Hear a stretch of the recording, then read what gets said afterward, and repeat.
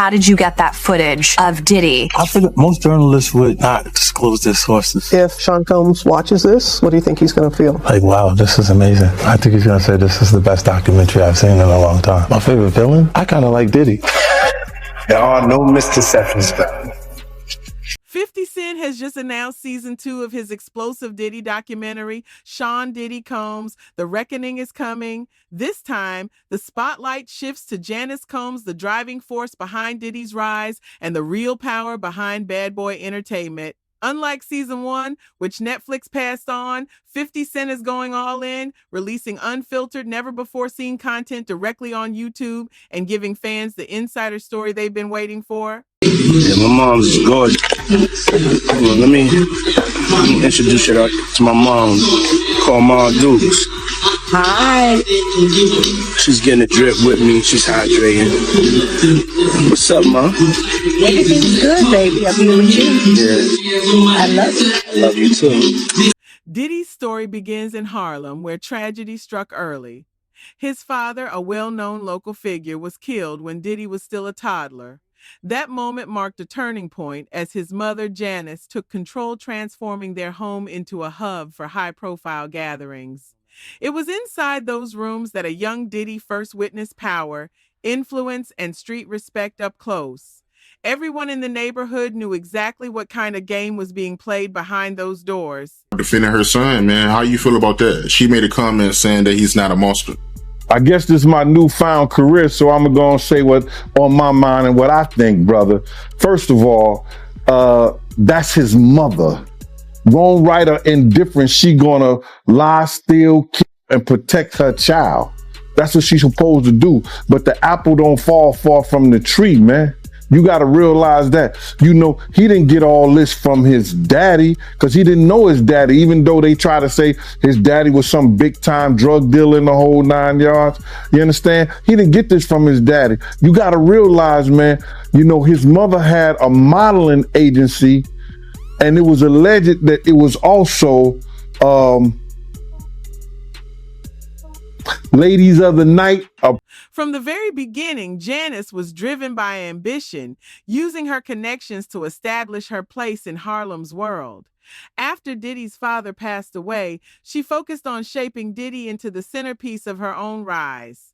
Tim Dog Patterson later recalled how their living room became a stage where a young Diddy performed for guests dancing, soaking in attention, and responding as voices cheered, "Do that dance, baby." It was there that he first learned the rules of power, influence, and the spotlight. But the documentary also points to a darker side of that upbringing.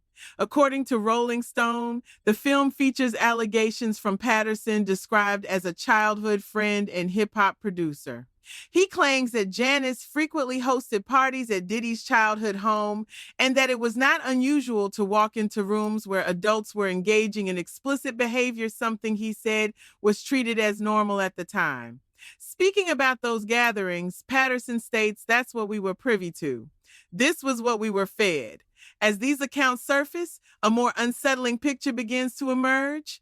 Insiders suggest Janice's influence was deliberate and formative, shaping Diddy to command attention, earn admiration, and wield influence from a very young age, lessons that would later fuel his meteoric rise in the music world. Diddy mother might be the originator of the freak-offs. All right, so tomorrow Peacock is dropping. According to the Rolling Stone, the doc features an alleged childhood friend of Puff's, hip-hop producer Tim Dog Patterson. He alleged that Janice, Diddy's mom, would often throw parties at Diddy's childhood home. He says that during the parties, it wasn't uncommon to walk into rooms where adults was having sex. I mean, that was just their normal. And the doc, when talking about the parties, Tim says, verbatim, "That's what we were privy to. This was what we were fed. Was it the same?" The habits formed in Diddy's youth ultimately shaped the empire he went on to build. From the legendary parties to the larger-than-life persona he carried, much of it mirrored what he had witnessed growing up. Throughout it all, Janice remained a constant presence, quietly guiding him along the path she had carefully mapped out, a testament to how deeply her influence helped forge the man he became. This man was talking about that his mother could take her palms and bend over and put them down on the floor. Not bend over, but she could stand straight up and put her palms on the floor, bruh. He's saying that about his mother. Who describes any of their mother actions like that in a sexual way? And then, you know, I don't know how many dudes do kiss their mother in their mouth when they 50, 60 years old or something like that. That's them. That's their whole thing, man. But that was a little kind of weird for me. And then his mother wore the same white fingernail polish that Cassie described that he liked to see her and other models in when she was describing her lawsuit. And what's crazy to me is that, man, it seemed like him and his mother had this. I don't want to get too deep, man. Gene Deal noted the unusual intensity of Diddy's bond with his mother. After his father's death, Janice made Diddy the man of the house, placing heavy responsibility on his young shoulders. Over time, her influence became increasingly controlling and all-encompassing, shaping his social life, overseeing the parties, and guiding his every move. In many ways, it molded the choices and behaviors that ultimately fueled his rise. You believe she knew about the freakos? Because one of the witnesses said she was there. And do you remember this, bro? Check it out. People tell off on themselves so much, man, and I don't understand when people don't catch it. Diddy has said this. He said, when I give a party, I have to have an ambulance outside of the house. Paramedics ready. That people have to take IVs. Remember the time that him and his mama kissed each other on the lips? Yeah, I remember that video. Do you remember that both of them was getting an IV at the same time? Yeah, I did notice that, yep. That's from the Diddy freak off party.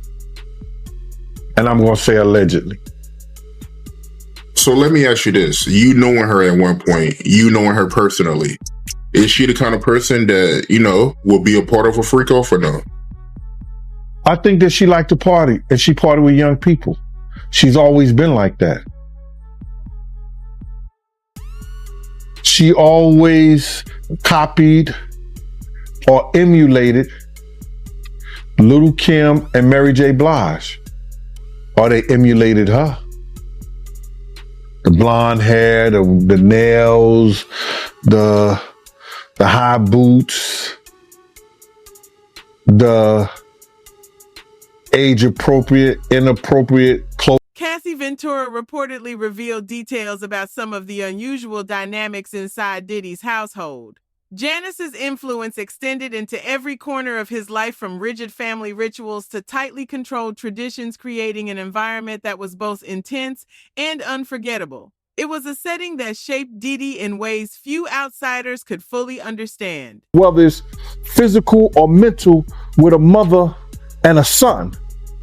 So I'm looking at his mother and him on the couch, and both of them are getting IVs after one of the Diddy parties. Allegedly. I'm going to say allegedly because I wasn't there and I didn't know. But they showed them both getting IVs on the couch. So my whole thing about this thing is that I'm not saying that she was ever at a freak off. She was ever at that type of party. But you can't tell me Miss Janice Combs, who was always at the regular parties, didn't know nothing about the freak off. Weird. Diddy's childhood was shaped by chaos and influence far beyond the norm. Even at a young age, Janice operated their home as a nonstop social hub, with people constantly coming and going under her direction. Those who were around say it was an open secret.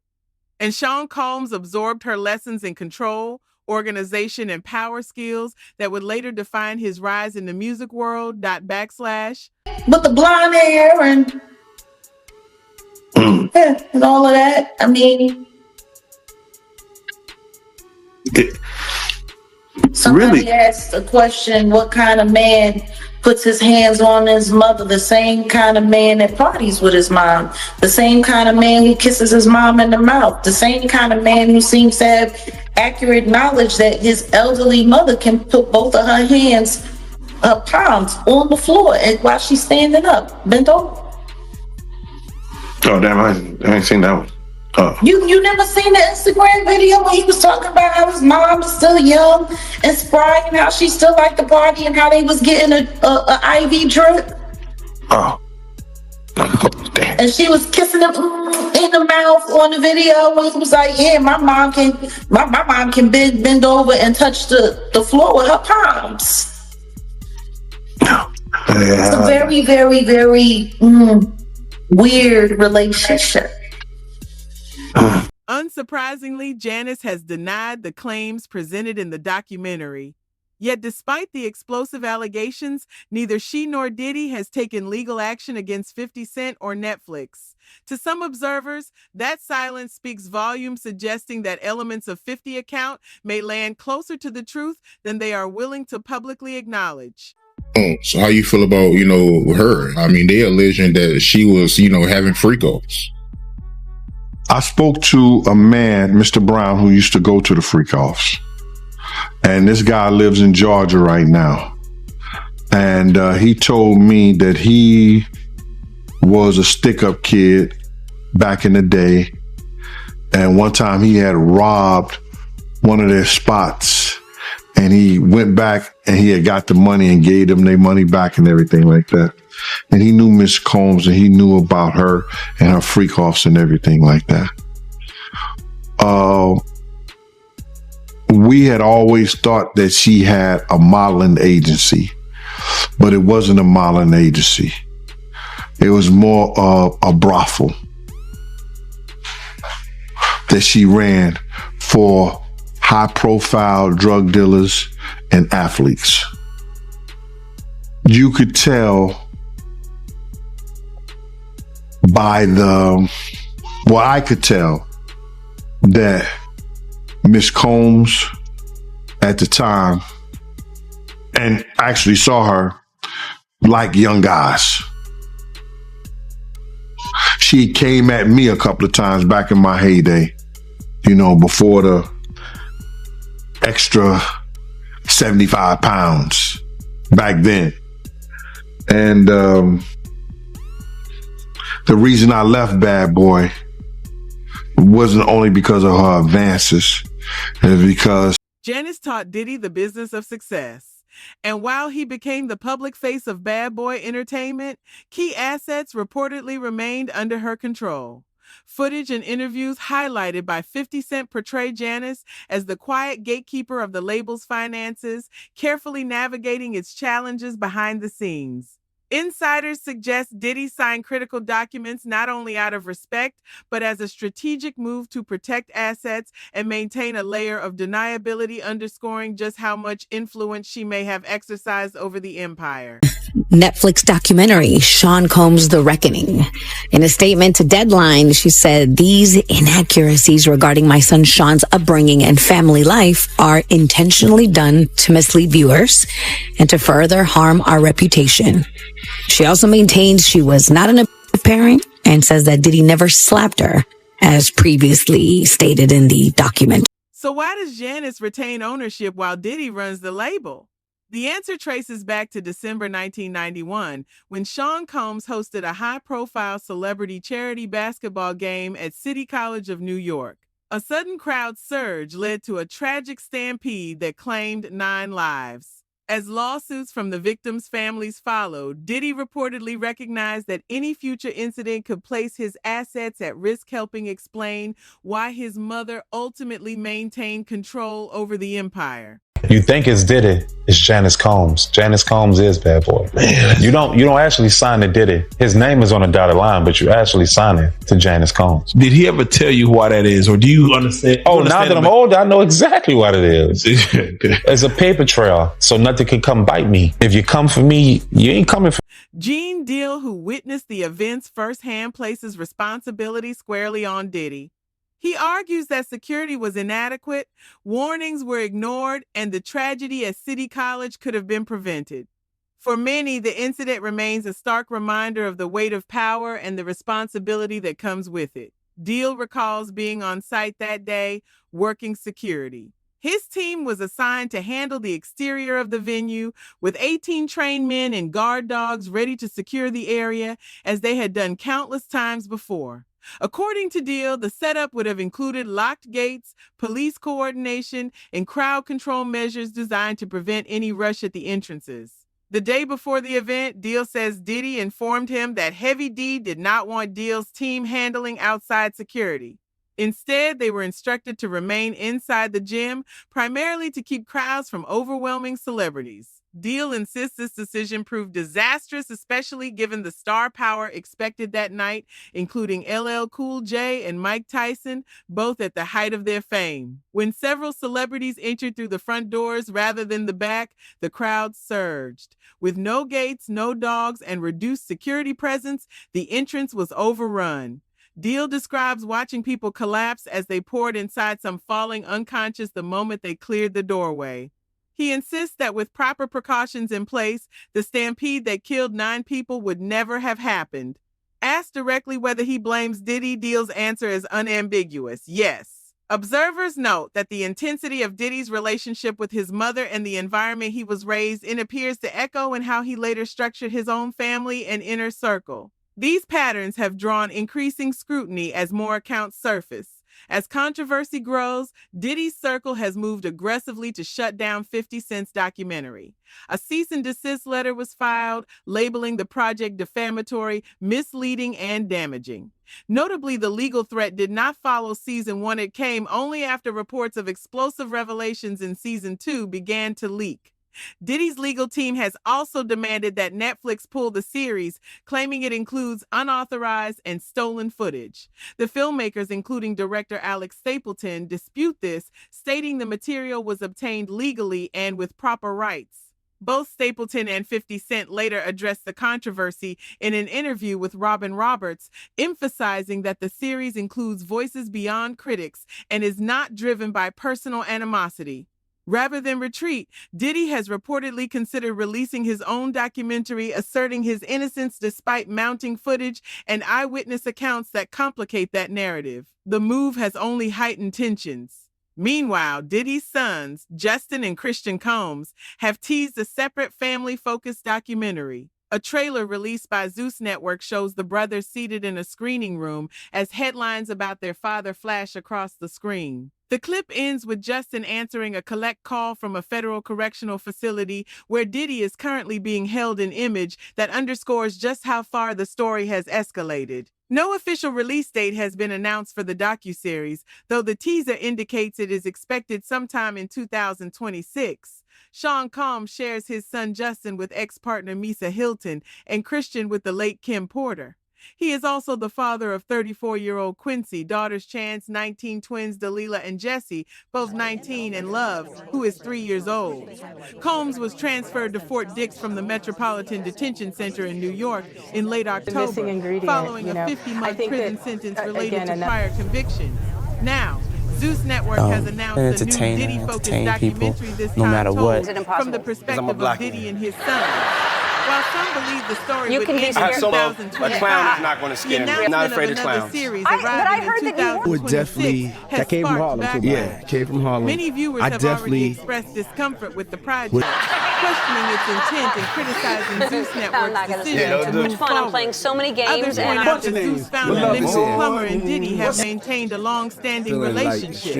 During court proceedings in New York, Diddy's children appeared together in visible solidarity. Their presence drew attention as questions mounted about loyalty, accountability, and public image. At multiple points during the trial, Justin and Christian Combs appeared wearing Free Sean Combs shirts, an act widely viewed as inappropriate in front of a jury. In both instances, the judge ordered the shirts removed and the individuals escorted from the courtroom. Footage later surfaced showing Diddy advising Justin on pushing out specific content to help control public perception, fueling criticism that much of what unfolded during the trial functioned as public relations strategy rather than genuine advocacy. Supporters wearing free Diddy merchandise also drew scrutiny, especially as some observers noted the imagery resembled meme-style branding rather than grassroots support. As news of the Zeus Network series spread, 50 Cent quickly responded. Posting the trailer to his Instagram, he acknowledged its marketing impact while openly questioning the decision. "Wow, I want to see this show," he wrote, adding, "I'm not sure this was a good idea," signaling that the competing narratives were now colliding publicly. Meanwhile, longtime insider Gene Deal remains firm in his position. Having witnessed the events firsthand, he places responsibility squarely on Diddy, arguing that security failures, ignored warnings, and poor decisions directly contributed to the tragedy. For many, the incident stands as a lasting reminder of how power, when mishandled, carries irreversible consequences. Was really prospering, music, business, fashion.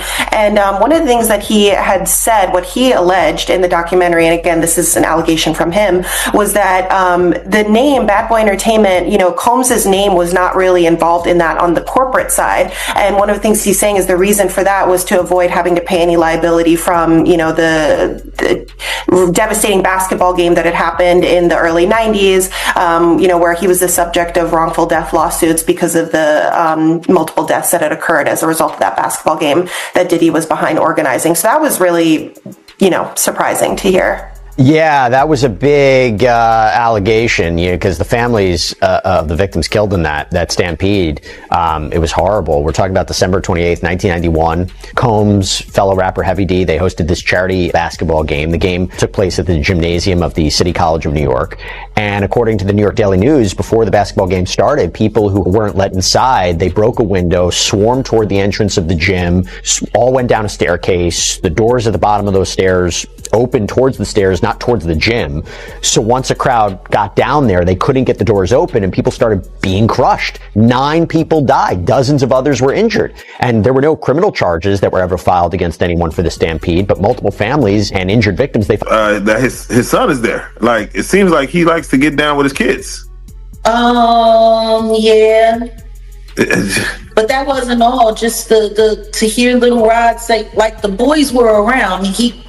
Roger Bonds talked about the children as well.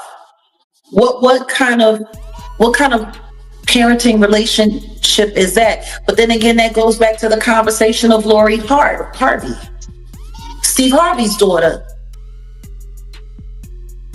It was all known that she was spotted in them streets with Justin, and then she was spotted in them streets with Diddy, and they all tried to sit there and pretend like that wasn't what it was.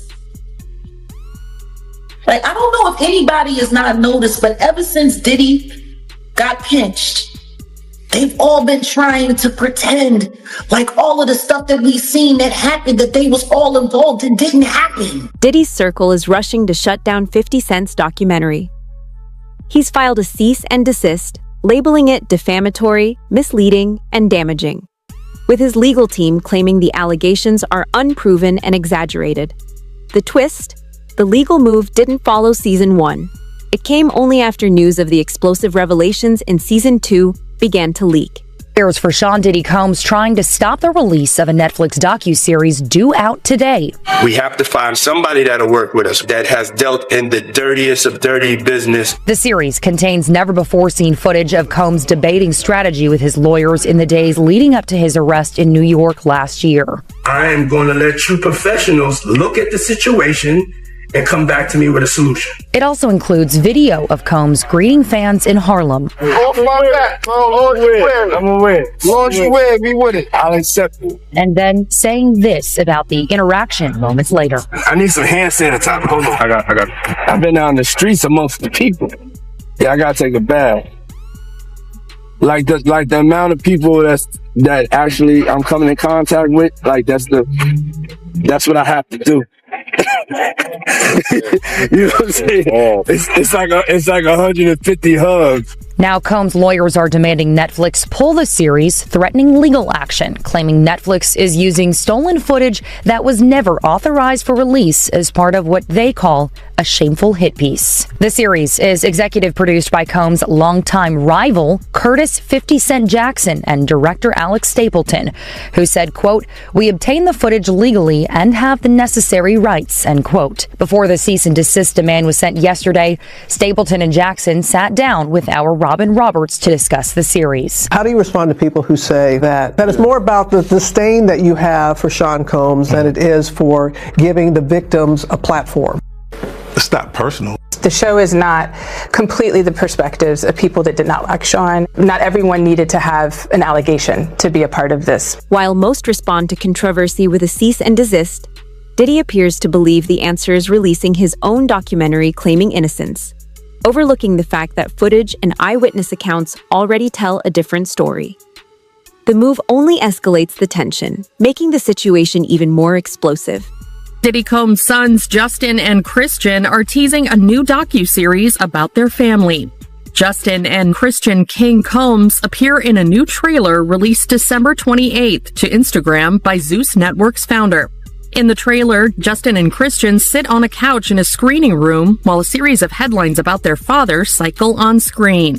At the end of the trailer, Justin's phone vibrates and he answers a collect call from the Fort Dix Federal Correctional Institute, where Combs is currently behind bars.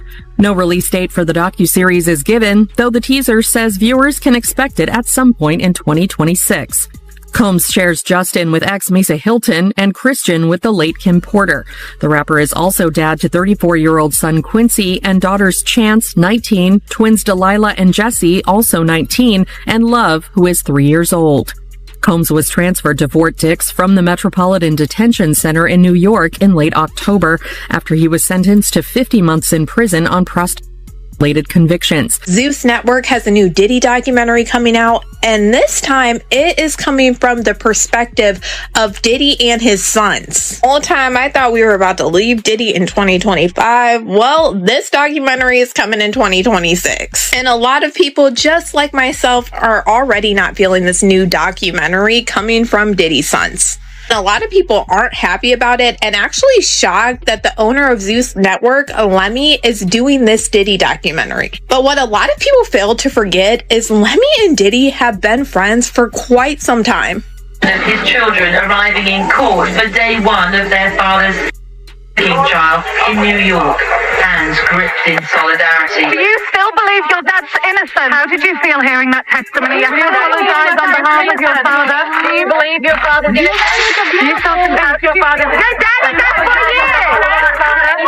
Your daddy does for you for abusing women! That's wrong! You got hurt! The family, the foes, the joy, the pain, our voice, the loyalty, the betrayal, the lies, the love, the hate, the truth, the lies. And Diddy calling from Fort Dix. This is a prepaid collect call from Federal Correctional Institution, Fort Dix.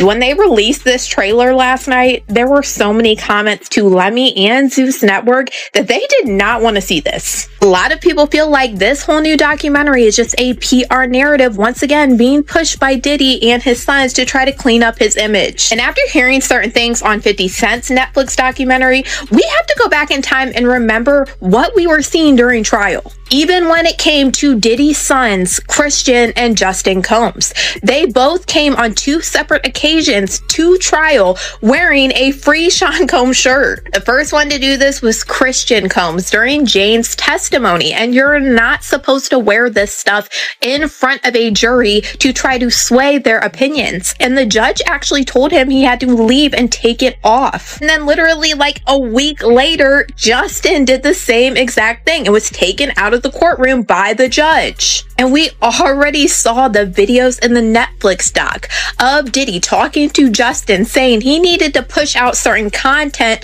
to control a narrative. During the trial, there were a lot of things going on that I could see that to me felt like it was just straight PR. Do you remember all of these people that were wearing the free Diddy shirts? And it was actually a meme coin that's on their shirt. It's money sign 50 Cent didn't hesitate to respond to the news, giving the new documentary a direct shout out and making it clear he's ready to release explosive revelations the world has never seen.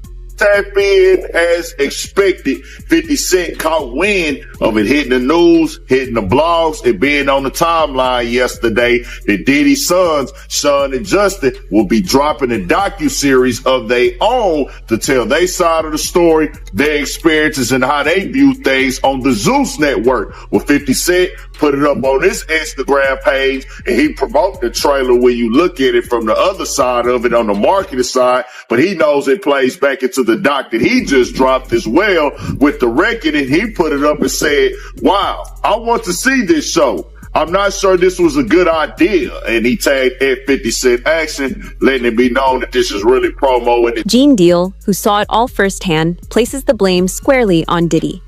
Security was lacking, warnings were ignored, and the tragedy could have been prevented. Many believe Diddy must be held accountable, a stark reminder of the weight of power and the responsibilities it carries.